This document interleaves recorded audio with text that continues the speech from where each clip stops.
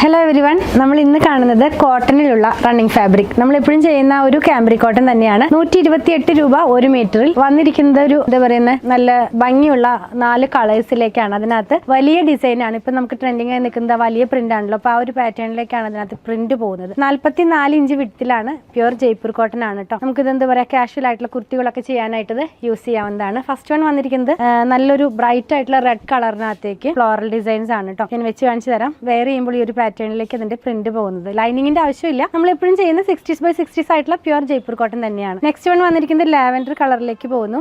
ആദ്യം റെഡ് ആണ്, രണ്ടാമത് ലാവൻഡർ ആണ്. എല്ലാം ഒരു ഡിസൈന്റെ 4 കളേഴ്സ് ആണ് കേട്ടോ. ഇങ്ങനെ വരും. ഇത് നമ്മൾ വെയർ ചെയ്ത് കഴിയുമ്പോൾ.